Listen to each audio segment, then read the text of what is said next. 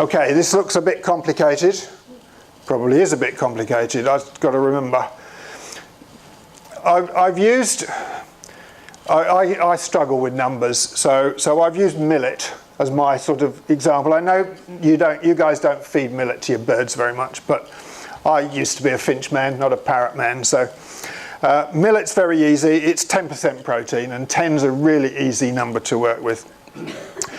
Just take this top line here. This is the target amount of energy we want our bird to consume to be a happy, healthy parrot.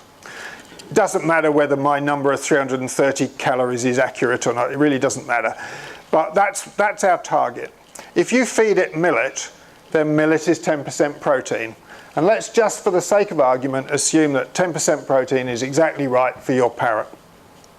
There's only one problem with this, and that is that the protein in your plant foods like millet, or fruit, or vegetables, or anything else you feed that's not an animal or an insect, your bird can't use it all. It can only use about 60% of it.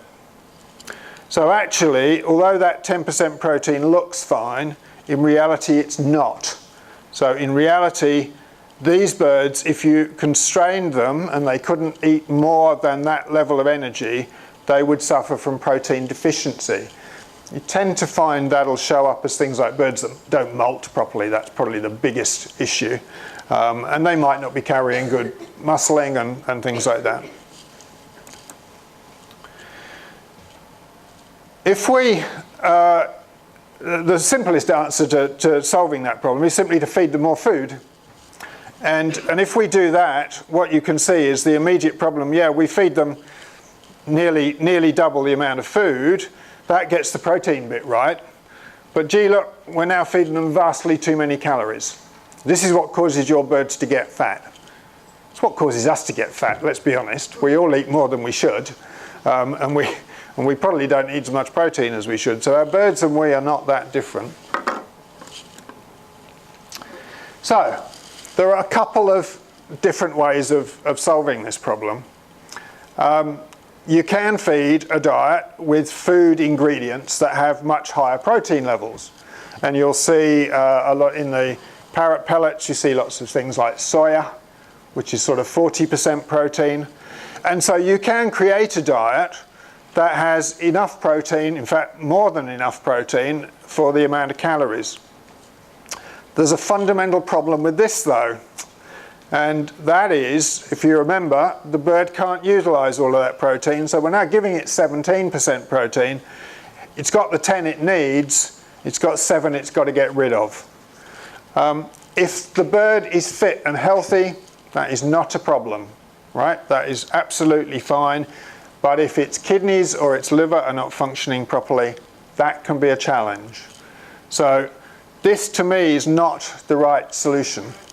One of the other reasons I don't like this solution is it tends to use things like soya.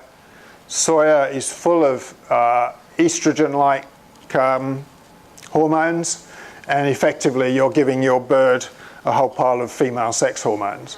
And I'm not very keen on that, especially for the males. It's probably okay for the girls. So this is an alternative way of doing it.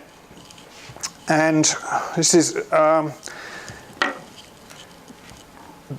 go back to my statement that the birds can only use about 60% of the protein we're feeding them, that's actually because plant proteins lack a couple of things called essential amino acids. In particular, lysine and methionine are the most commonly limiting amino acids.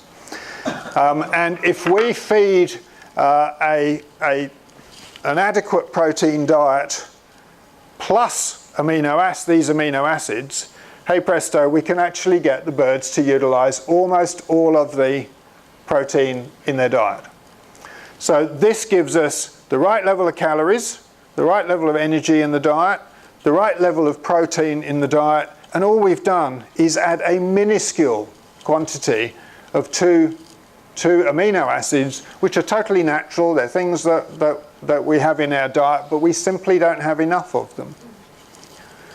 Any vegetarians or vegans in the room will have this same problem, by the way.